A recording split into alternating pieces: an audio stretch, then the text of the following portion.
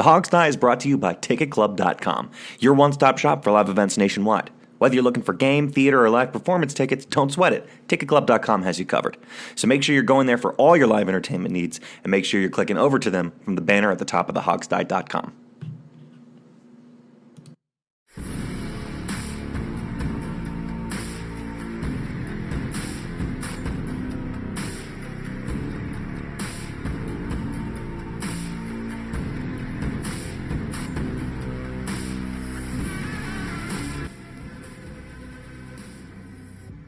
Hello out there, Hog Sty land. I'm back. This is Alex. I'm back from the islands. So, I'm not tan, because I don't tan, I just burn. But I had a fun time out there, Steve. You and I were talking about it a little bit before. Going to a tropical island when it's snowing in D.C., not a bad move. It isn't a bad move. You know, I would, if I had to take a stab at it, I'd say that Dan Snyder, in fact, may be on his yacht somewhere near where you were. Well, I think he was in the Bahamas. I think that's where his yacht docks. Those of us who aren't gallivanting around the Caribbean, it's all the same. You know, newsflash. Well, that's true. That's fair. Even though it's thousands of miles apart. It's all the same. I don't know if Dan has his brand new bigger yacht yet, or if he's still on the ghetto yacht. Oh, his only 50-foot yacht or whatever it is? The ghetto yacht. Yeah. Well, so right. So we didn't have an IMAX where I was. I was at a Sandals resort. So we didn't have that. It was just sitting in the sun a lot.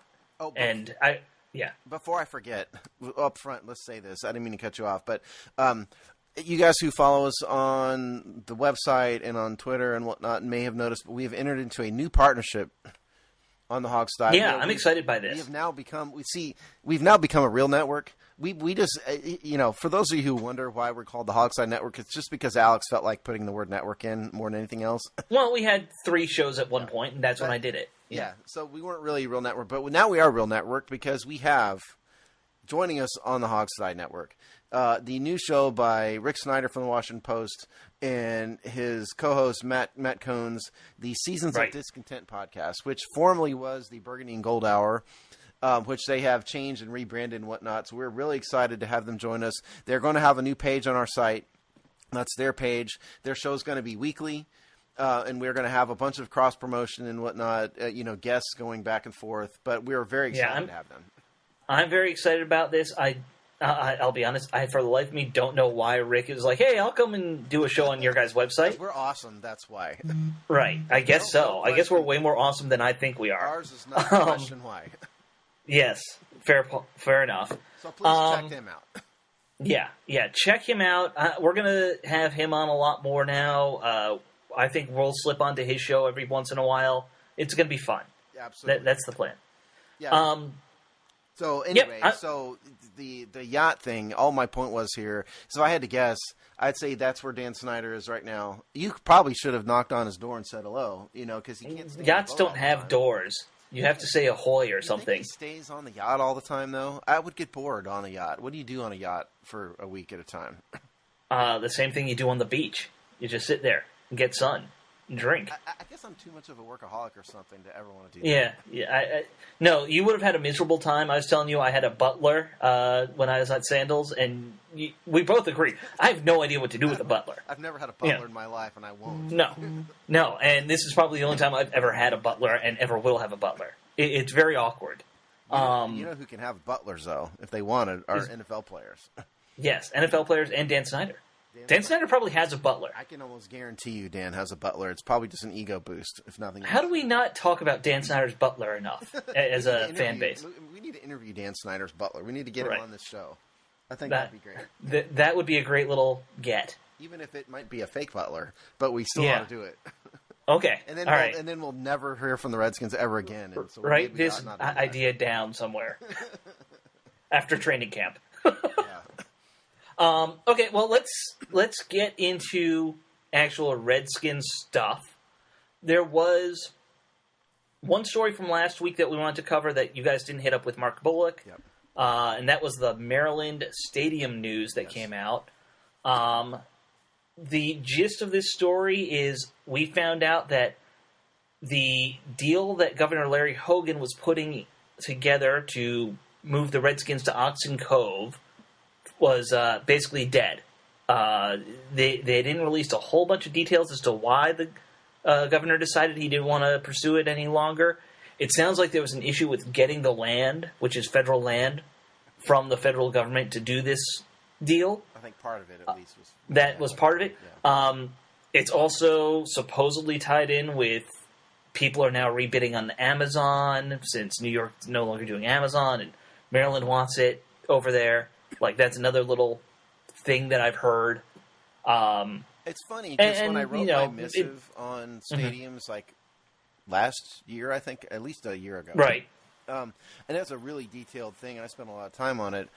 But, yeah, it was good. But since that time, the entire situation has changed. Yep. You know, because what I really thought at the time a year ago was that it was set up. Must have been more than a year ago because it was before the election. It was with it was a year and a half ago, and you were basically saying it's a done deal. It would be in Virginia. Yeah, I said that was the most likely option, and right. And with Maryland coming to a close second, and D.C. far, far, far down the pecking order, and since that time, Virginia is basically bowed out. You know, they have a new governor. They have Amazon coming to Virginia, or half of Amazon, or whatever it is. And as Rick Snyder pointed out, 2 weeks ago we had him on. You know, Amazon is taking a lot of the tax break money that they would otherwise give to the Redskins.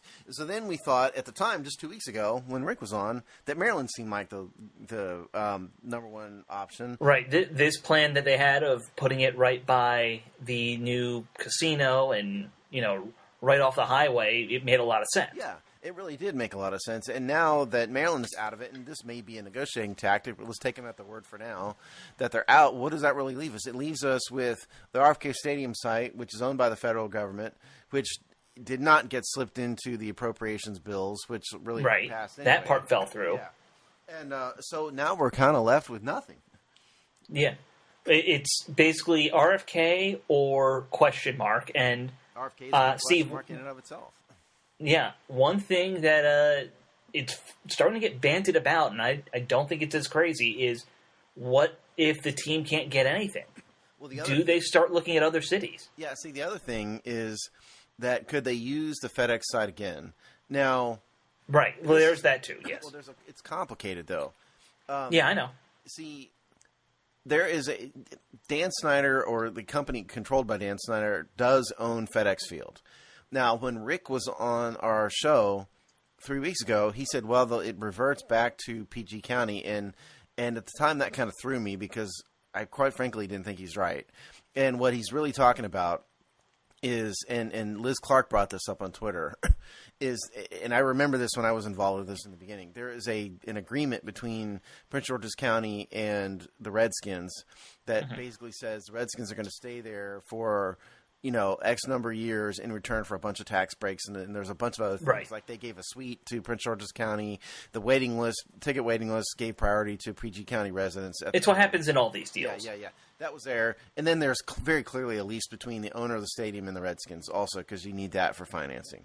So what I think Rick was saying was that the agreement, I don't know if the deed title to the land reverts back to PG County like he was saying, but there's that contract, I think, has provisions regarding usage of the land and so forth, and that's really what he's talking about. So it's not necessarily a guarantee that they could redevelop that land because you do need PG County to sign off on it in this case. So that's a problem. So we're at a spot where, and this is how all stadium development deals go, it goes back and forth, but we're at a spot now where we don't really have any clear number one. Right. Which is where you're... And, yep. And, we're still, 7-8 years away from when they really need to have a stadium ready. Yeah. But 7-8 years is not a lot of time now to not even have the land. Well, my experience in this is stadium development from thought in a guy's head to stadiums open is about a 10-year thing, roughly. Right. And the actual construction part, depending on what you're doing, is a 2 to 3 years, let's say. And if you're doing like FedEx Field, you're going to throw it together on the cheap, basically 2 years. Right. If you're doing Jerry World, it's a 3-year program, a 3-year construction project. So yeah, well, what's the one in L.A.? That's been 3 or 4 seasons now. That's even bigger than Jerry World. Yeah, they're basically building a new city. around they're it. building a bunch of commercial development around it and everything Right. else. I don't think anybody's talking about that for the Redskins. But the rest of the years, in the intervening years, is finding the land, getting the agreements and the permit, all that Right. stuff. So that's kind of where we are. So it's not that, the real question, I think, which I think is where you're going for, is what happens if they can't find any land? Right. Does the team leave? Is Dan Snyder actually willing to leverage the Redskins, by going to another city and flirting with out of San Antonio, say? Yeah. I think the two cities that they've bantied about have been London, which, by the way, Dan Snyder does have ties to London. Remember, he grew up there for a couple of years. Yeah. And then St. Louis is the other one, obviously, because they just lost a team. Yeah, And I can't imagine you'd want to go to St. Louis again. They've lost 2 teams now. Yeah. They lost the Cardinals. Yeah, LA's lost like 8 teams over the years. We keep going back. LA's always a good market, though. St. Louis, Yeah, I know. in the NFL world, is a middle tier market, and they've lost 2 cities. I think the London thing is more intriguing, and I've been on the record as not really supporting the idea of a team in Europe, but my opinion doesn't count. Right. Remember when I did our poll about how people would feel? This is about a month ago. Yeah, I remember. And the gist of it, the answer was basically that the bulk of the people wouldn't necessarily mind if the Redskins left, which very much surprised me. Right. Well, I think we all know now that that's kind of where the fan base is. We are an apathetic fan base at best, and I think most of us would take that. I think it's really more of a hypothetical, though. I think if the Redskins actually left, it would be a whole different story. Oh, I think it would be insane. I would wonder, because, when it comes to these teams that are moving out west, like the Raiders, the West Coast mentality about sports is so different than an East Coast city. I don't know how the fans would react if that happened. Because what's the last team on an East Coast city to move? The Colts back in the day? The Colts. In the 80s? Yeah, it's the Colts, for sure. Yeah, so it's been 40 years almost since that's happened. Well, and let's be fair, too. These West Coast teams don't have the history. No. The Redskins have been in Washington, D.C. since 1937. Right. That's a long time. And the Raiders, I don't know how the Raiders are off the top of my head, but it's not 1937. 1960 is when they were founded, and then they moved to L.A. for a couple of years and then back. Yeah, a lot of these AFC teams, on the West Coast are from the old AFL, and they came around in the 60s or 70s. We're talking 80 years here. Yeah. And that's a long time. And I think it's really born, the attitude that people now is really born more out of a hatred of Daniel Snyder than it is there. Oh, absolutely. It's 100%. If Daniel Snyder keeled over of a heart attack, there would be a parade in the city. You know that. Yeah. It's awful to say, but I know what you mean, and you're right. Yeah. So I don't think, and also this idea was founded on the NFL leaving, immediately bringing a new team in, and then leaving the history of the team with the city of Washington. That's not guaranteed in any way, shape, or form. Not guaranteed there would be another team anytime soon, and it's not guaranteed the NFL would see fit to leave the records, the history either. Well, they might leave the records, but they wouldn't let you keep the name or anything like that. Though. They did that. With the controversy about Redskins, they wouldn't let it happen. They would require a name change. Oh, yeah, name change. I'm talking about the history of the team, though. Oh, yeah. They did that with Cleveland, but they didn't do it with the Houston Oilers. No, they didn't. And they didn't do it when the Colts left Baltimore. No. And went to Indianapolis. They didn't do it with the Rams. Nope. St. Louis didn't keep the Rams in the first place. L.A. didn't keep the Rams in the first place. St. Louis didn't keep the Rams. Well, and the Rams were also originally from Cleveland. Yeah. So,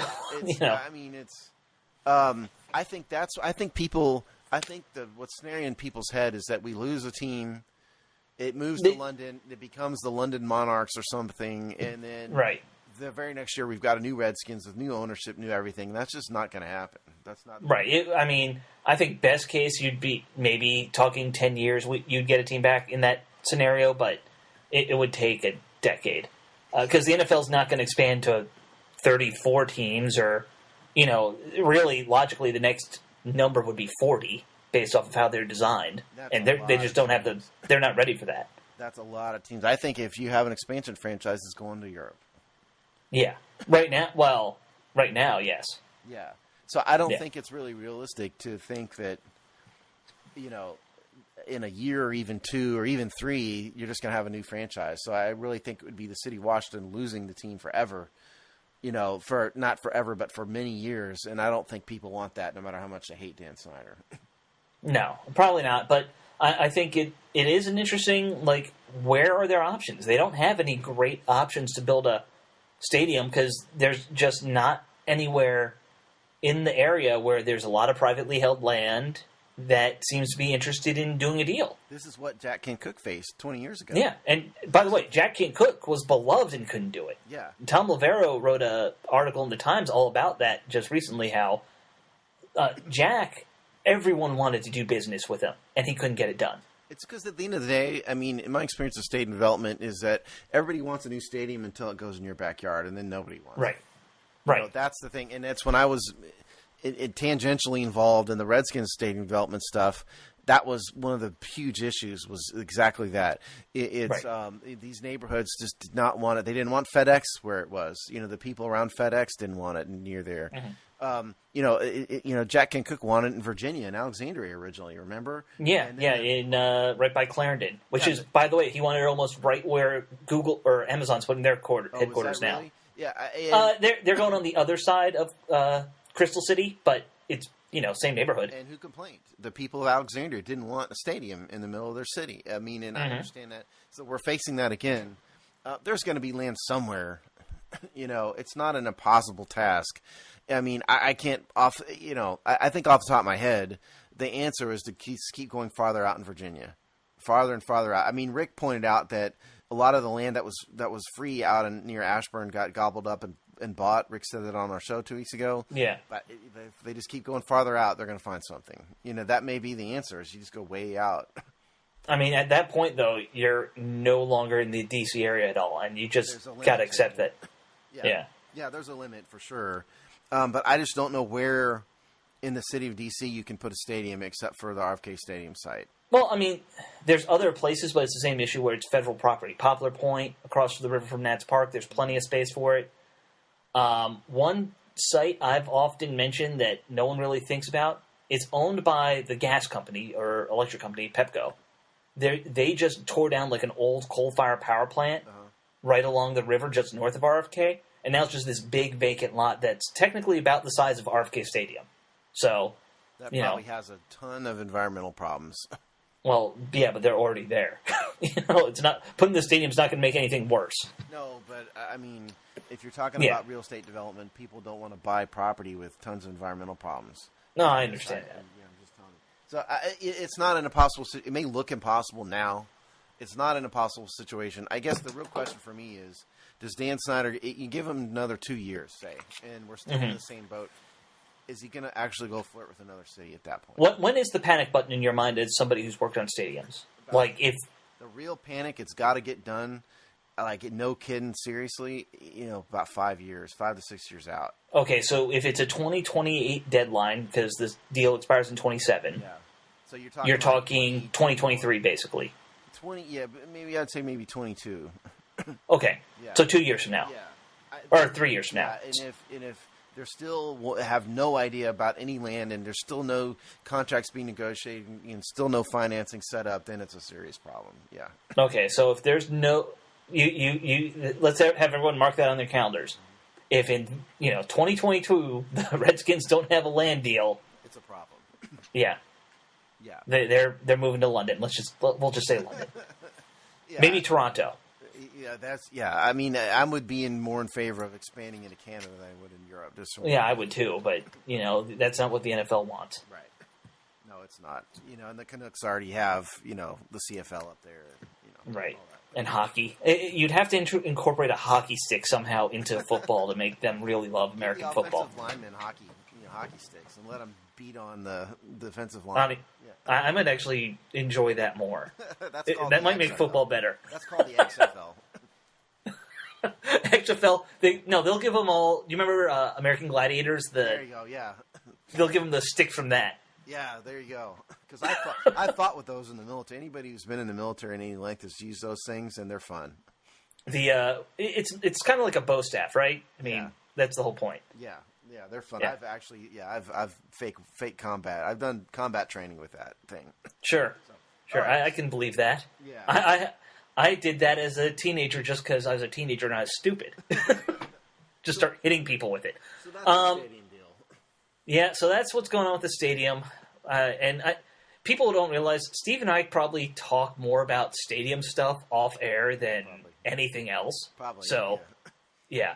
We love talking about that stuff. It So let's move on to some other Redskins news from this week. And that was that yesterday, as the Bob Kraft story broke, and we're not going to get into that, but almost at the same time, story popped up. Yeah, it popped up. At the 10 minutes later, Adam Schefter's like, "Oh, Bob Kraft. Oh, here's the supplemental draft picks," and back to Bob Kraft. Yeah. But usually, supplemental draft picks is a big thing for the NFL. Like that's a day's worth of news. It is. Redskins came out pretty good. We have.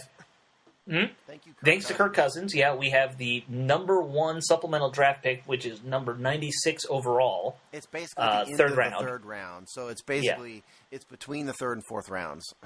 Right, but it's pick number 96 on your pick chart. If you're not a round guy and you just want the raw numbers, so that means we have 4 picks in the top 100, which is always a good thing. You know what that means? For a They team. can trade up. Yeah, they can trade up. They could move around a lot with that. That pick is a lot of extra value. And then we have 1 pick in, the 5th, 6th, and 7th rounds now, as well as that. All-time high for the Redskins. I don't think we've ever had 4 supplemental draft picks. So, no. We typically, Redskins don't get a lot of supplemental draft picks. Historically, we're last in the league for the number we've been awarded. So this is a good year for them for that. As an aside, 2 teams got multiple third-round picks. I think New England and the Rams both got. Yeah. Both teams in the Super Bowl somehow have extra third-round picks now. Multiple extra third-round picks. I didn't know you could get 2 in one round. I thought it was limited to 1 per round. It depends on what you lose. Yeah, I know that, but I always thought that there was a rule about that. I don't think. Yeah, I mean, quite honestly, guess not. I didn't look into it. The thing about the supplemental draft pick process is it's a big mystery. It's not ever been announced. Now, the over the cap website has a pretty good guess as to the process, and they're kind of the leading. They're the leading source for this stuff. But if you look at what they guessed and what actually happened, they get pretty close. Yeah, but they're guessing, and they're not. They're guessing well. But they don't have any inside knowledge on it. So if anybody really wants to know, they sat down. We know it's if you lose a starter, it's this. If you lose a Pro Bowler, it's usually a third-round pick. Yeah, they reverse engineered the process. Is what they did. Yeah, and it's not, and it has a big, huge part of it is the size of the contract. Yeah, that's why Kirk netted us the number 1 pick. Yeah, the point biggest deal is that the Redskins now have 10 draft picks. Yep. So what do they do with it? Do we really want... I'm never in favor of trading down generally in the first couple rounds. That always bugs me because I think you need talent. So the real question to me is, do you take one of these extra third-round picks and you can move up?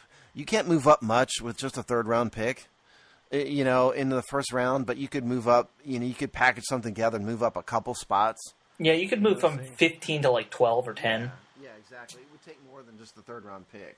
Yeah. I don't know if you want to do that. I mean, there's a whole segment of the fan base that's just a Kyler Murray fanatic out there. Kyler Murray's this year's, controversy guy. Every year has one. It's always a quarterback. It's always, does he have the talent or not? Who was it last year? Was it the guy from Buffalo? Josh Allen, and it was Josh Allen. Mayfield was the other one. Yeah, but Mayfield, the more you saw of him, the more it kind of I just didn't like Mayfield's attitude more than anything. Right. I like attitudes like that, and I thought he was a bit short. And I didn't watch enough film on him, to be honest. This year I have watched a lot of film. Last year I didn't watch enough, and so I don't think I gave Mayfield enough. You didn't think we needed a quarterback last year. Yeah, that's true. That's really why. But I didn't give Mayfield enough credit because his college film does show he had talent. Right. Right. Now, I'm more okay with trading back than trading up. I hate the idea of mortgaging picks and other stuff for moving up in a draft. The Robert Griffin trade basically has forever soured me on ever trying to get into the top 5. If Robert Griffin had worked, oh yeah, it would have been. There's no price you can pay that's too much for a franchise or a real franchise. Oh, I agree with you there. If you end up getting Aaron Rodgers out of it, yeah, you're a genius but we got forever. Robert Griffin out of it, right? Right, and so would you trade up in the top 5 to get Kyler Murray? No way would I do that. I'm not on the Kyler Murray train. Okay, so just sticking with quarterbacks, what about Haskins, who's probably the best pick quarterback? Haskins is the number one guy for me. He's most pro ready. He plays more of a pro style offense with him. I think he dinks and dunks a little bit. Maybe everyone does too much. He's got some long range kind of accuracy problems, but I think he's much more of a Redskins type of quarterback than Kyler is. Sure. Forget that Kyler's 5'8" for a minute. Right. And to me, it's dispositive. I would never draft a quarterback who's 5'9". I don't care who he is. But I think Haskins is more pro ready, and he's more a West Coast offense style quarterback than Kyler Murray. Right. So, but would you? Let's say Haskins is still there at like pick 5 or something. I don't know who's the first team that's likely to take a quarterback. I don't know the draft order off the top of my head, but quarterbacks. Let's say in the top 5. There's no way a quarterback is not going to go in the top 5 or 6. Yeah, you're probably right. Yeah. But let's say he is there at 5. Would you try trading up for him? I don't think he's that. He didn't impress me that much to be worth trading up. A ton on that. I think he's. I think that's a big part of this class. He's the best of a weak class.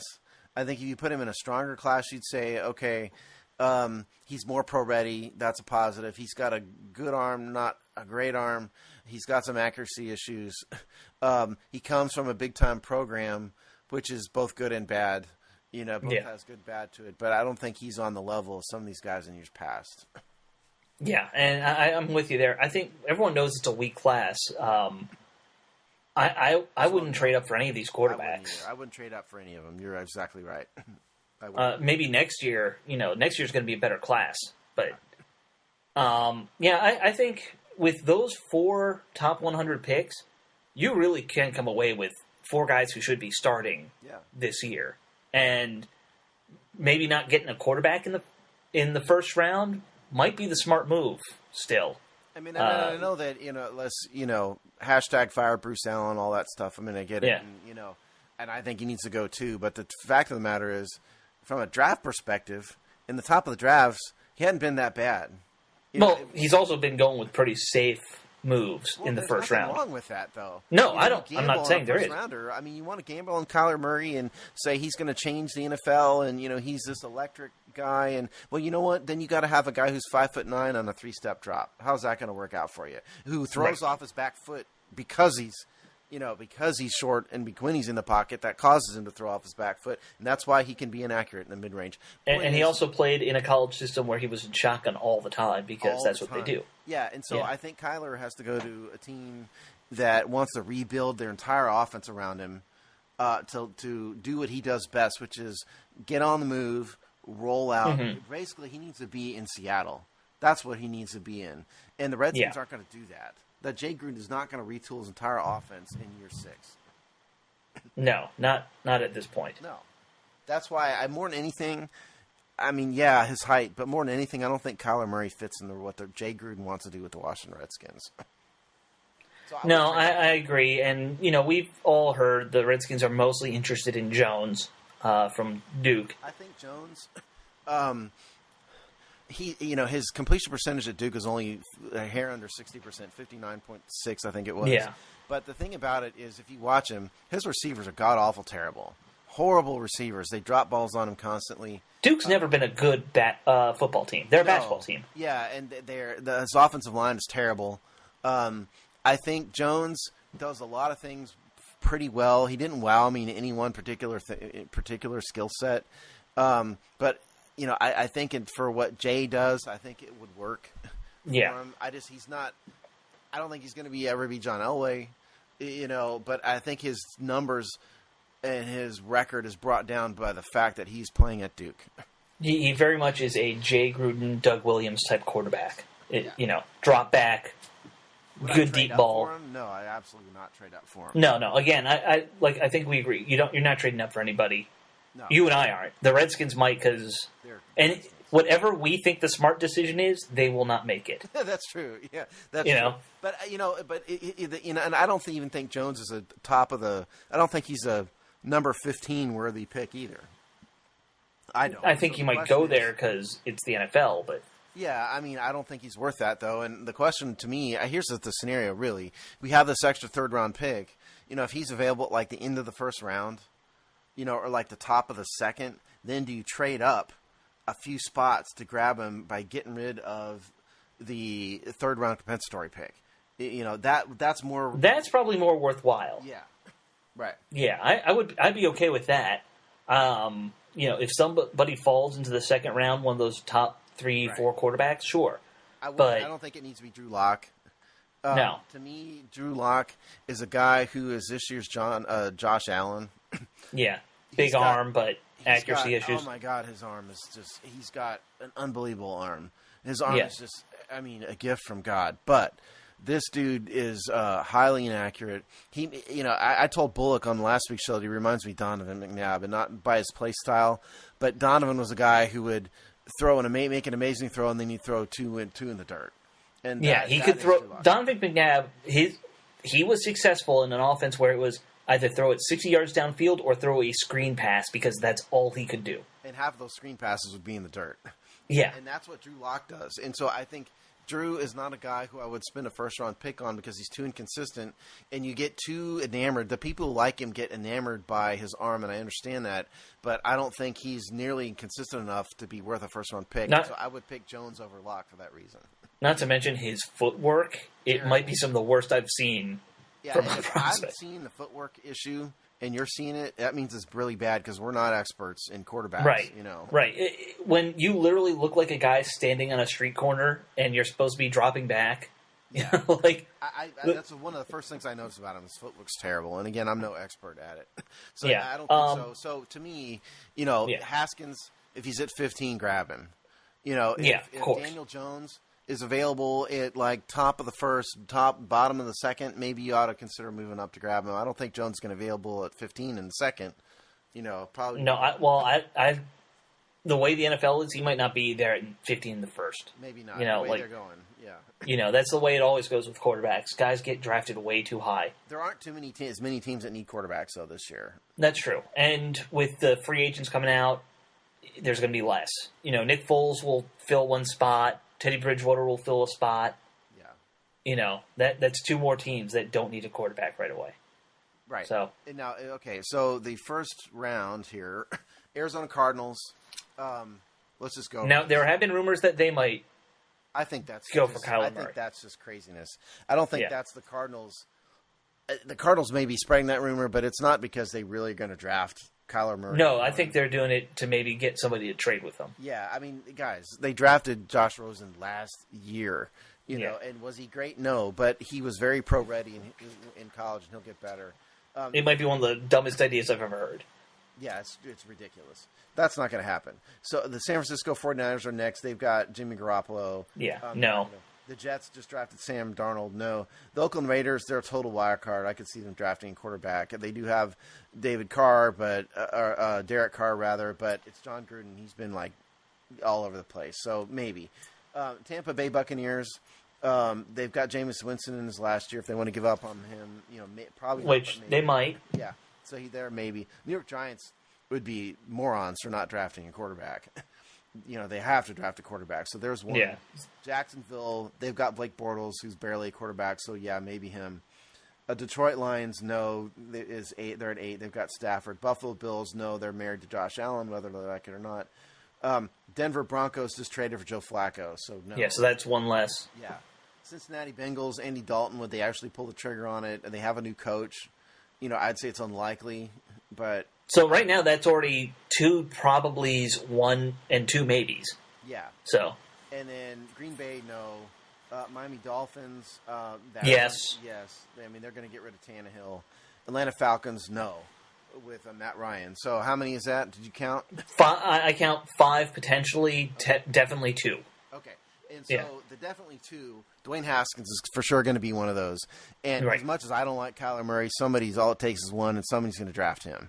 high. Yeah, So and someone will probably trade up for him because that's what teams do. Yeah, right. And so somebody's going to do that. So you got to figure the two of them are gone. So realistically, you'd say that Daniel Jones and Drew Lock, who are the other two sort of first rounders, whether we like it or not, are both probably going to be available. Well, or maybe one will be gone. Yeah. And if it's just Drew Lock, I'm definitely passing. If Jones is gone before we draft, I have no interest in Lock anymore. No, not at that. I mean, at some point I would. If it's like a third-round pick or something, I'd do it. Oh, yeah, but I don't think he'll last that long either. And all the rest of these guys are not first-round, even close to first-round talent, and we'll go over them on another show. Yeah. When we do quarterbacks, in detail. Right now, we're just it's a slow news day. Yeah, we're spitballing here, people. Yeah. We're spitballing. But, yeah, it is interesting to think what the Redskins could do with a lot of these first-round picks. They have enough needs where I know we always have the argument, position of need versus, best player available. Yeah, every year we get into our fights over this. Yeah, and I think we've kind of come to a consensus that it's a combination of a little bit of both. Yeah. You have enough positions of need at this point. You literally, it's maybe 3 spots that you don't need somebody. Well, what do we don't need? I would say we don't need a first-round tackle. I know there's a group of people out there that think Trent ought to go and, move to left guard, but I don't think the Redskins are going to do that. Not this year. Right. That's a next year thing. Yeah, so that's one. That's not. I would say running back, they're probably not going to draft a running back because... No, and you wouldn't draft one in the first round almost out anyways. But even if there was one, they've got Darius, and I don't think they're going to do that. So that's another one. Defensive tackle. Yeah, they don't need another defensive tackle that high. Yeah. So that's about it. Yeah. Anything else? I mean, center. Guard, we don't need a center. Yeah, but you'd never draft a. Yeah, I mean, what center are you going to draft it? So I mean, guard. I think they can find a guard lower in the draft. Don't get me wrong, but it's a need for sure. Wide receiver is a need. Mark Bullock, by the way, you didn't. I know you weren't here last week, Alex, but Mark was a little bit more bullish on the current wide receiver than I really thought he'd be. That's surprising. Yeah. But I think wide receiver need, yes. Yes. Tight end, I mean, you could argue. Probably not first round need, but it's a need. What I've advocated is not what the Redskins will do. I think they ought to get rid of Jordan and Vernon Davis, both save the cap room, and then draft someone, but they won't do that. So it's probably not a need. And on the defensive end, we do. Preston Smith's going to be gone. That's a definite. Well, if you call them ends, yeah. I call those outside linebackers still, but call them edge rushers. Call them. Yeah, we definitely need one edge. We need a inside linebacker. Yeah. We need a corner. We need 2 safeties. Yeah, which is everything but defensive. So everything on defense but defensive tackle is a legitimate need in the first. Right. I could see him doing first round talent, first round draft pick.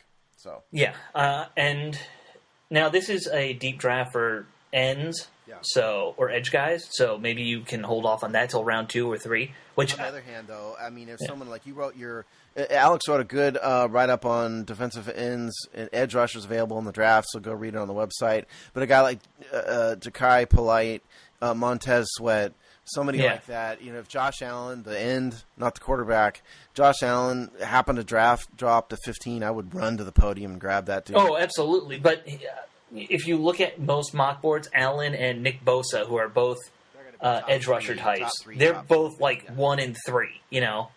Neither of them make it past round or pick 3. We didn't think John Allen was going to be available. That's true. That's true. I think realistically, if some guy like Montez Sweat or Polite from Florida, I mean, if they're available, I think that's a solid pick at 15. It is, but at the same time, there's plenty of guys who will probably be there in round 2, round 3 if they don't go in. Yeah, they need to do it in the top 100. One of those 4 picks probably needs to be an edge rusher. Yes, but they can get a starter later if they need to. Well, let's do this. We've got the 4 picks in the top 3 rounds, and you hope that all of those are going to be starters. So I'm wondering what do we think the Redskins will do? Forget about win. What do we think the Redskins will legitimately do in the top 3 rounds with their top 4 picks? I mean, if you start with quarterback, they may or may not draft a quarterback. I mean, they may not do that. It's the Redskins, and so they may draft a developmental guy in the back of the draft and forget about it and roll with Colt. Right. But what else do they? To me, they need to come away in the top 3 rounds and the top 4 picks with a guard. They need an edge rusher. They need a wide receiver. At least those 3. I agree. I've always said if you come out of the 4th or if you finish that third round and you don't have that guard spot filled and at least a safety, I really. forgot about safety. Yeah, they need a safety. You need those two, at least. You need somebody in the first 3 rounds, I think. Oh, speaking of safeties, this is a bit random, but since I was looking into Bob Kraft's criminal stuff yesterday, Sure. I checked in with the Monte Nicholson case. It has been reset until May. I think it was May 19th, I believe. And so don't expect anything about him until at least May, in the middle of May. Okay, so Monte, yeah. And, he got in basically a bar fight. Yeah, it's just in the middle of the street, but yeah. Yeah, well, it spilled out from a bar, though, so I count that as a bar fight. Yeah. Any good bar fight in a Western always spills out from the bar into the street, right? That's true, I guess. I'm not. They always throw them through the window. And only 2 fights I get into are when people try to take my sun-kissed. Yeah, well, anyway. That's me beating up 10-year-olds, and that's, not going to go well, so. No, it never does. It really never is popular. No. Sorry, that kind of the mental image of Steve just pushing a 10-year-old to the ground. Don't take my sun-kissed. What are you doing, kid? Yeah, so Nicholson, I assume we can just say he's going to be suspended for part of the season. Yes, I would say, based on the history of what he's done, the charges that are against him, I think, if you ask me, the NFL will probably go for 4 to try to end up with 3. I would say he probably will get 3. The only wild card in it is that he does have a DUI on his record, which nobody but me seems to know about, which is weird. I mean, I went and pulled the records on that, which are across the room here. I'll get. You can see them in a stack of papers. Yeah, and what's in they're stuck in my CBA folder, which is out of arm's reach right now. That's fine. In a second, but the point is, he's got a DUI on his record, so it's really kind of the second screw up for him. And so, if the NFL holds that against him, maybe they try to stick with 4 games. But he's going to get. But it's the first quarter of the season. Everyone was initially, I think, a little worried that when the reports were first coming out that he got in a fight with his girlfriend or something situation, which is the last thing you want. I think the NFL is really coming down hard on guys now for that, and we'll see that with Foster. Even though the case was dropped, I'm sure we're going to still see him get suspended. Well, let me address that real fast, because what I've gotten into huge. I've gotten into Twitter shouting matches on Twitter with these people who y'all just have no idea what you're talking about. Basically, there's a whole group of people out there who say, well, the charges against Reuben Foster were dropped, and so he's innocent, and he's being screwed, and the man is screwing Reuben Foster. Well, number one, the CBA, the personal conduct policy, explicitly addresses this word for word. Okay, let me read it to you word for word. This is directly from the personal conduct policy. In cases where you are not charged with a crime, comma, or are charged but not convicted, comma, you still may have found to have violated the policy if credible evidence establishes that you engaged in conduct prohibited by this personal conduct policy, period. That is word for word out of the personal conduct policy. This means, people, if the NFL thinks Reuben Foster hit this chick for any reason at all, he's going to get suspended, period, at the end. Right. I'm willing to bet he'll get a suspension. He's going to get suspended. Yeah. And this is not the NFL trying to screw over a player, anything like that. This is the NFL saying, if you're involved in domestic disputes with a woman, you're going down. That's what it says. And yes, there's factual issues, and yes, there's reasons why the case was dropped, but I'll tell you the one reason why one reason does not include Reuben Foster's totally innocent. There was a dispute. If they think he hit this girl, he's going to get suspended, and I just read you why. Monte Nicholson's case was in Indiana back in, I'm sitting here looking at it now. What was the date of arrest on this thing? The case was disposed in July of 2017. The arrest date was... So this is back when he was in college. Yeah, it was I don't have the arrest date in front of me on this. Well, let's just say... it was a couple years ago. Yeah, 2 years ago he was in college, got DUI. This is a bar fight. Now, it was a co-ed bar fight. Like, it was him and a girl versus another guy and a girl, but... Yeah. It's like I think he... mixed tag team. Yeah, I think he will, get a suspension. I don't think this is the kind of thing where you have to let a guy go, but you got to... Oh, and Jay Gruden's son also got in a bar fight in the same, town center out in Ashburn. Yeah, but nobody cares about him. Well, yeah, he's just like a video editor for the team. Yeah. So, but just stay out of Reston Town Center. Apparently, there's nothing else to do but get into fights. Oh, this happened in April of 2017. Sorry, not Reston Town. What is it? One Loudoun County or whatever? Yeah. Monte Nicholson's thing happened in April of 2017. Yeah. Just don't go drinking out in the, town centers. No good. Nothing good ever happened. Point to all this in saying is that the Redskins definitely need a safety, and they'd be a fool not to draft a linebacker, in my opinion. Mm-hmm. Inside linebacker.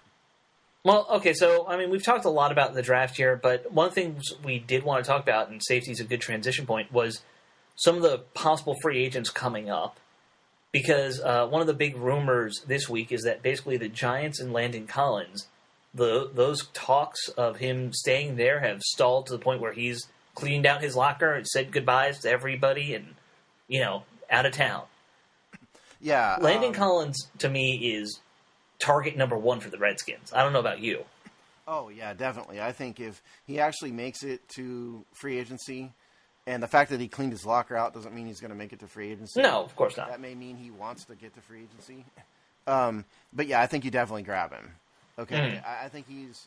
I wrote about... I did my free agent safety article 2 weeks ago. He's without a doubt the top safety on the market, if he's on the market. He's a strong safety, so we'd still need a free. But this dude is a multiple-time Pro Bowler, All-Pro. He's never had less than 96 tackles in a season. Right. I think he'd be the best. He does have faults, everybody does, but he'd be the best safety since Sean Taylor on this team. Yeah. For sure. Well, and he's another one of these, and we've seen, I feel like, a whole generation now of guys who play safety who want to be Sean Taylor. We saw it with Swearinger, Clinton Dix, Landon Collins.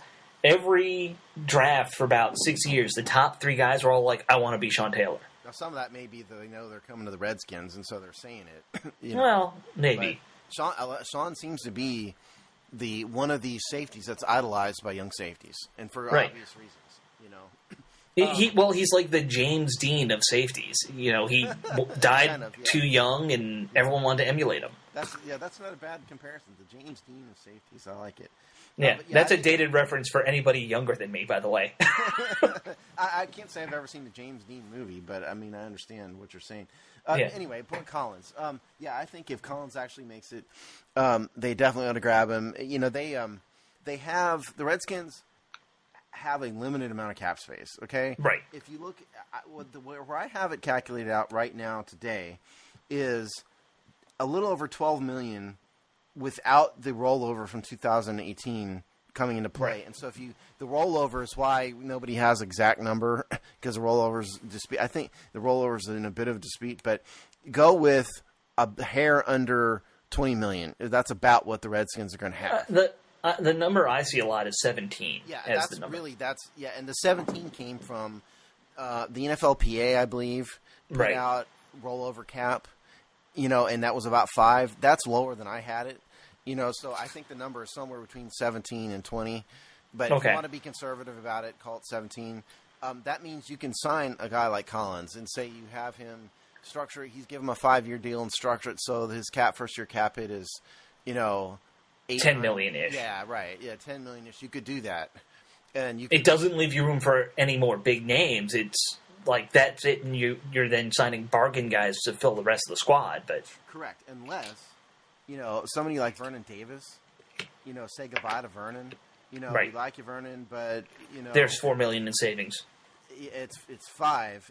Is it 5? Okay, it's $5 million in savings. Yeah, so you could cut him, be done. You and I talked about cutting Josh Norman, I think, on a prior show. I'm not. Oh, definitely. I'm not really in favor of it because I don't think you have a replacement for him. Who else do you think? Since we're doing this, big cut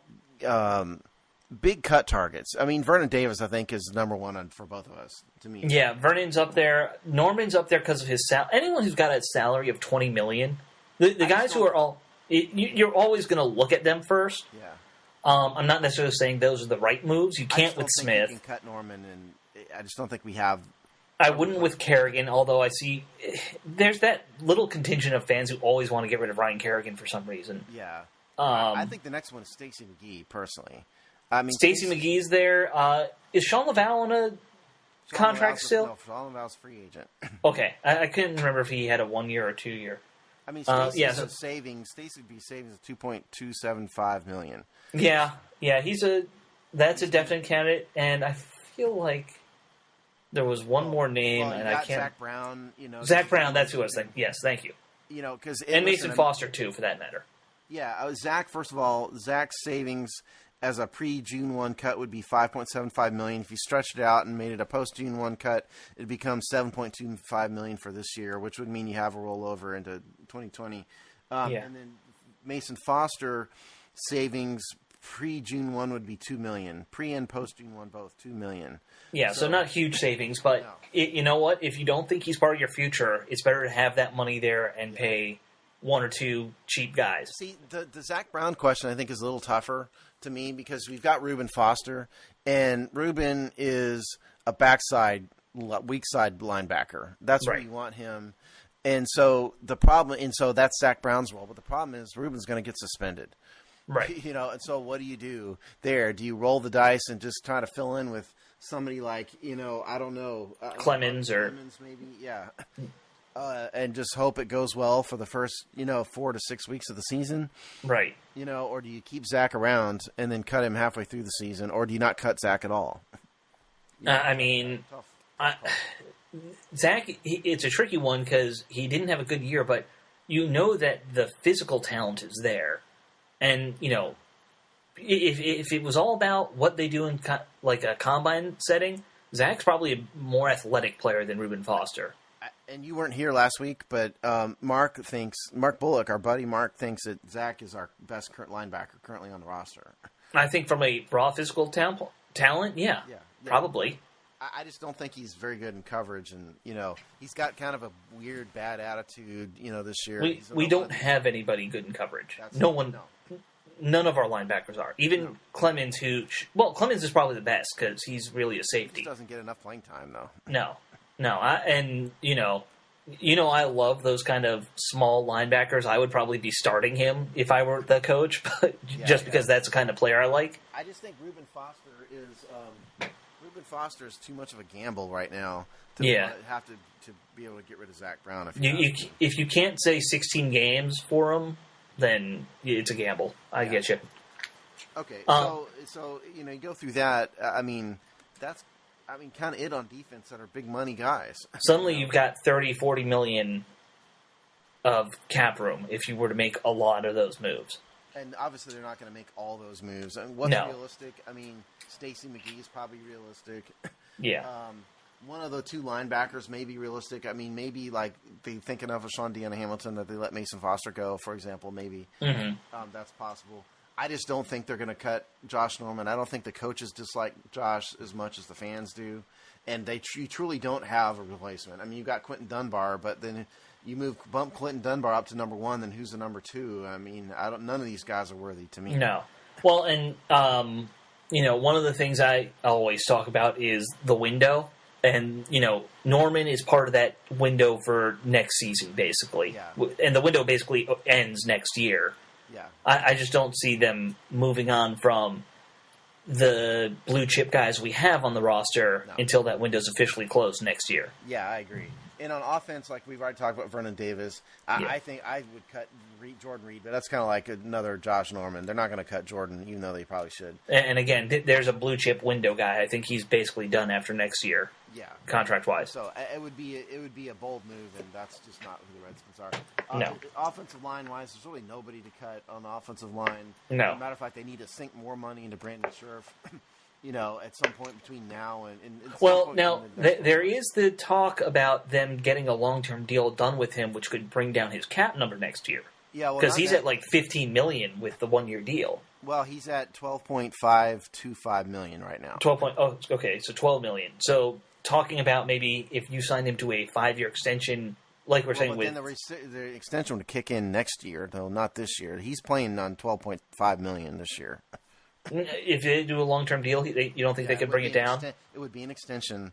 I don't think so. It'd be an extension to what he has. And so so you can't really find savings that way then. No, not really.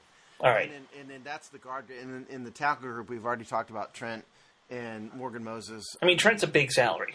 He's not going anywhere. No. What about, we used to do it all the time, restructuring, Well, you could restructure them, but the way to restructure them basically is you tack on another couple years and then you prorate out. You guarantee some more money, right. You prorate it out over life. Maybe you don't want to do that with Trent Williams, is what you're saying? Yeah, maybe. It depends on what his health really is. Because Trent's, what year is Trent? Let's look this up real fast. He's in season 9 or 10. Okay. And so, his contract runs through 2020. And so do you really want Trent out, say, another 2 years?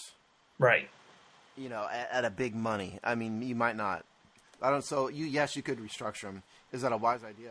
I don't know. Right. We don't want to get in the Vinny Serrato game where you are restructuring major contracts every year just to get under the cap. Well, yeah, particularly on guys like Trent who are kind of on the downside. Yeah. Morgan Moses, maybe. But you want to be stuck with him. Also. At wide receiver group, there's basically nobody. Paul Richardson isn't going anywhere. We have him. No one's on a big contract other than him, really. Yeah, Paul Richardson, first of all, he's got a $9 million dead cap hit, so and he's not going anywhere no matter what. The rest of them are all small money guys. Yeah. And then you're talking about, running backs, and they're not spending any money on running backs, basically, nope. at all. You could get rid of Chris Thompson, but why would you do that? And then you got quarterbacks. And so there's not a lot of you're talking about Vernon Davis, Stacey McGee, Josh Norman, Jordan Reed. Those are the big money guys, and 2 of the 4 of them aren't going anywhere.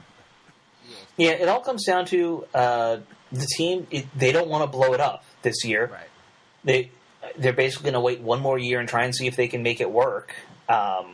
It's not a move. It's not how I would be doing things, but it's probably not how you would do things either. No, but you're right, though, because Jay Gruden is not going to blow his team up in the most important year of his Redskins tenure contractually.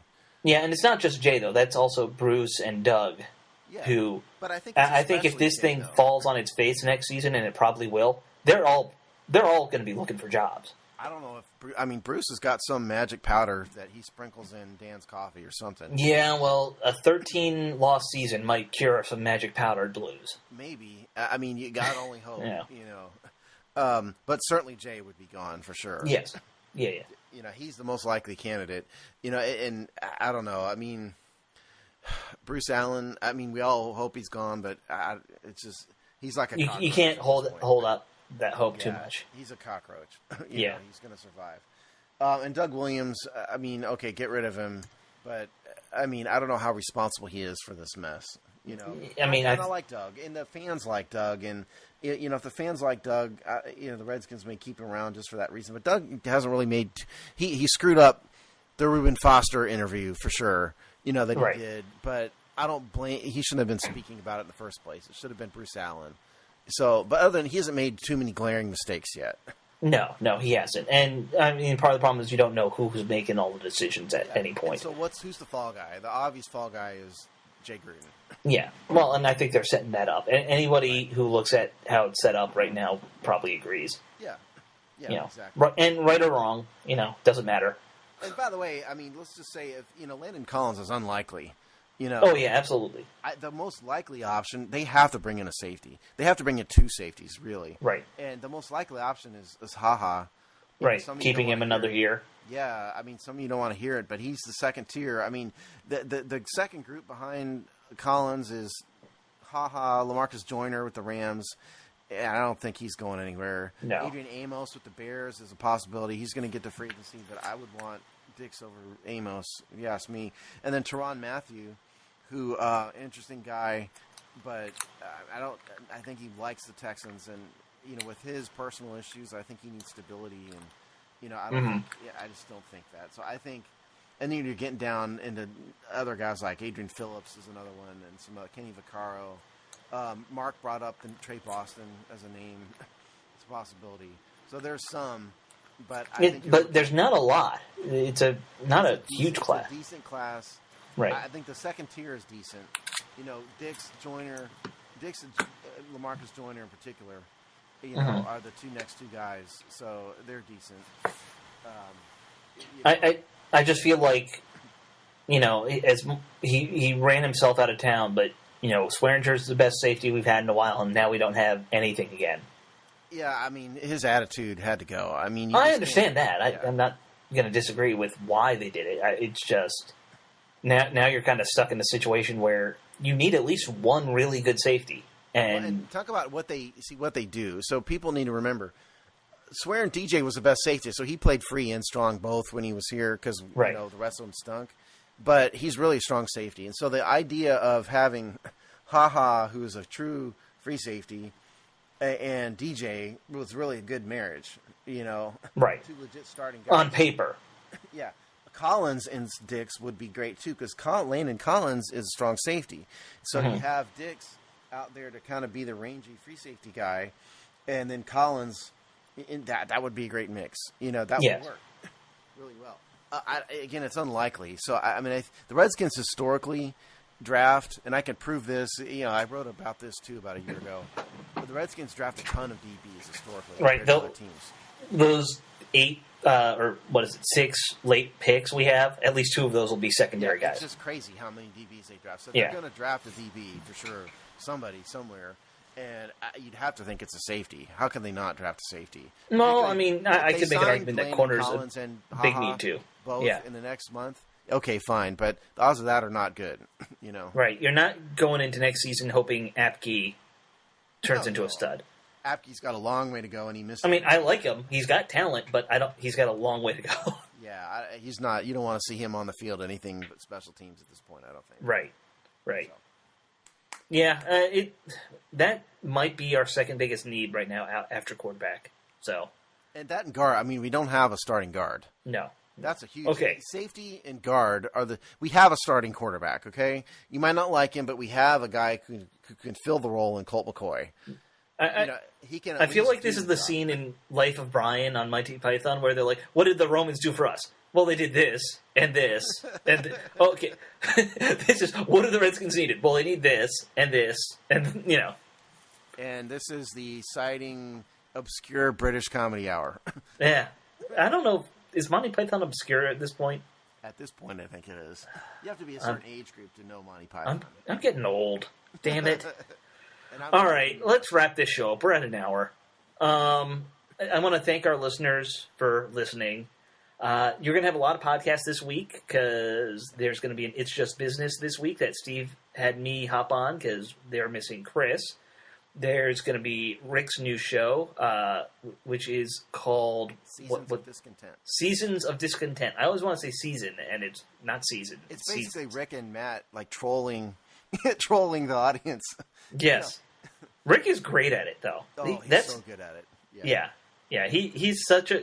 We were talking about snarky writers before the show, and he is really one of the great snarks of our generation. See that drawing he put out on Twitter about the newspaper drawing of his face that they were using? From 1983, I think, the year I was born. Oh, wow. Yeah, that was... Wow. Yeah. I hope he wasn't offended by my saying nice porn stash. Yeah, well, you'll know. If we don't get a show to post from him this week, you'll know. That's how I'll know. All right. Yeah, but keep following them. Keep following us on Twitter.